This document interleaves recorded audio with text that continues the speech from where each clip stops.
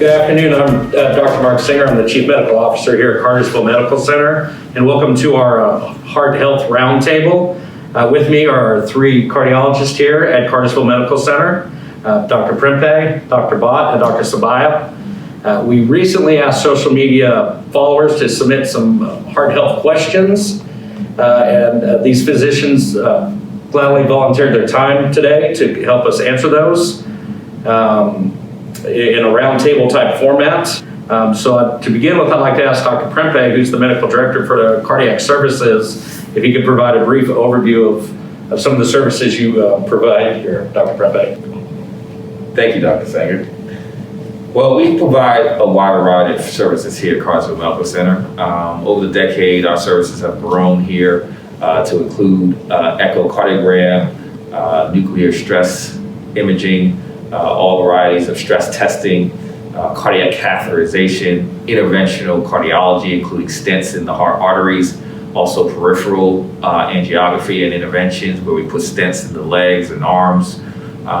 We've also got cardiac MRI here at Cartersville Medical Center. And then we have a bit of structural heart interventions as well, where we plug up holes in people's hearts. We do transesophageal echocardiograms as well. So it's a wide variety of services, and we're continually trying to build on that. So let's proceed with the first question. I'm going to throw this one to Dr. Sabaya.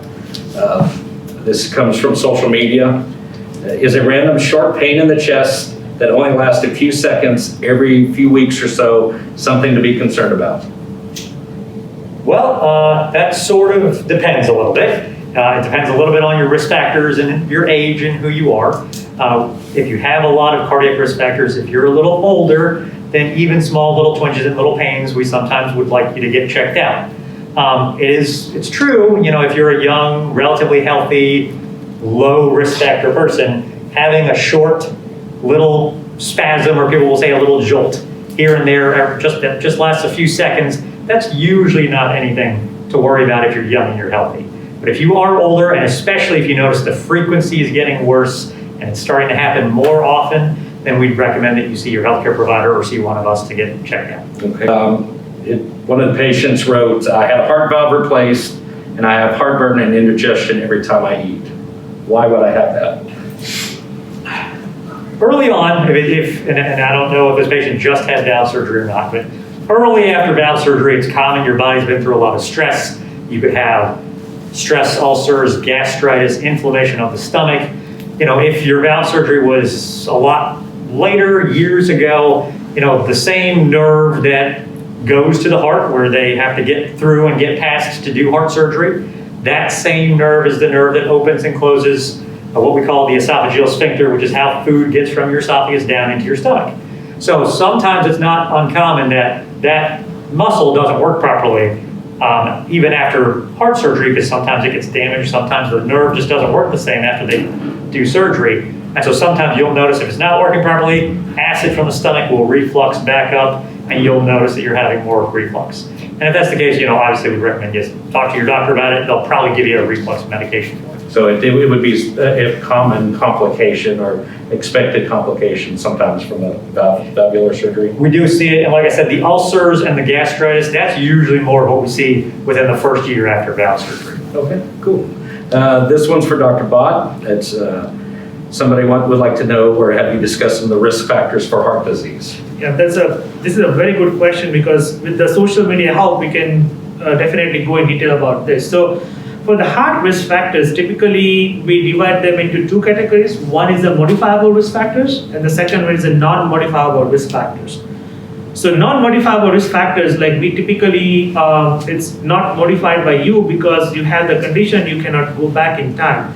So some of those are age, gender, genetics, that you cannot change, and that's not in your hand. So no matter what you do, you are still prone to get those heart disease. But the modifiable risk factors, that's what we focus on as a cardiologist and as a preventive medicine team. So those are, the number one is the smoking. In this country, the smoking is the biggest risk factors. If you look at the top 10 risk factors, smoking is always on top, number one. Followed by that, diabetes mellitus. So actually, diabetes mellitus is considered as one of the equivalent for having a heart disease. So that's number second. Third, obesity, high cholesterol, not doing proper exercise, your dietary habits. So those are the some that I would recommend to change, that is in your hand, to control your diabetes, to stop smoking, do regular exercise, heart healthy diet. This will be really helpful to prevent or Dr. Prempe, somebody writes, I've heard women may have different signs and symptoms than men when experiencing a heart attack. Can you speak to some of the signs and those symptoms for both men and maybe what's different with women? Sure, good question. First of all, men and women have some of the same symptoms. There are typical symptoms that go along with having a heart attack, and those include chest pain that's associated with nausea or vomiting or breaking out into a sweat or shortness of breath. However, that chest pain can be a pressure sensation, can be a dull sensation, but it's usually something that's intense and not relenting. So when you talk about men versus women, the first thing to note is that men and women have the typical symptoms, but if anyone is going to present atypically or differently, it's going to be women. And women can sometimes present differently in the sense that they don't have the typical chest pain. They can have just fatigue, they can have jaw pain, they can have just arm pain, they can just have shortness of breath, or sometimes just not feeling well in general. So women, sometimes when they're having their symptoms, they often don't know they're having a heart attack because the symptoms don't fall in line with the typical signs and symptoms that we know of for both men and women. Good question. Here's another one for Dr. Prempe. I have heart palpitations all the time. This would apply to me too. What should I do? Should I be worried about it, or what would be the next step? Palpitations. So sometimes people have a hard time figuring out what the palpitations mean. So we as cardiologists think of palpitations, any sensation you have in your chest that seems like your heart's beating irregularly, whether it be fast or just extra heartbeats or anything like that. We call those things palpitations. And if you're having palpitations, it could be a sign that you're having an arrhythmia. So your heart rhythm is not normal. And so it's our job to kind of figure out what kind of rhythm problem, what kind of heart rhythm problem you're having. And so what you should do is contact your doctor. If you have a cardiologist, contact your cardiologist immediately and see if you can get an appointment. Because the only way you're going to really find out is for us to actually see the rhythm. And oftentimes what we will do is give you a heart monitor that you can wear, and that allows us to see what rhythm you're having when you're having your symptoms of palpitations. And based on that rhythm, we can decide on whether this is something benign or is this something more serious that we need to make sure that we treat and take care of. So make sure you contact your doctor, whether it be your primary doctor or your cardiologist, as to if you're having palpitations. And as a follow-up that's not on here, can somebody that's 18, 25, somebody young and fairly healthy still have something underlying they're not aware of? Certainly.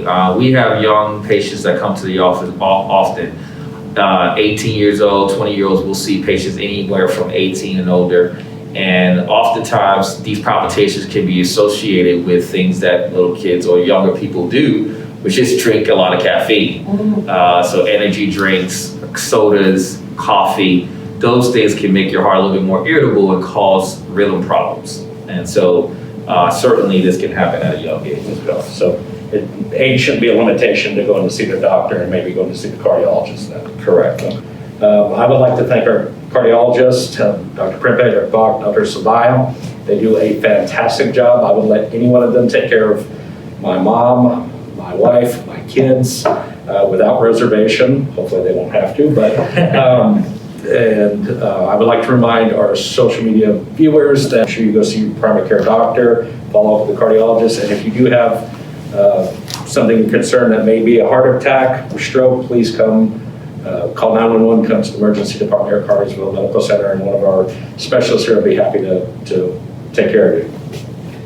Thank you for having us. Thank you for having us.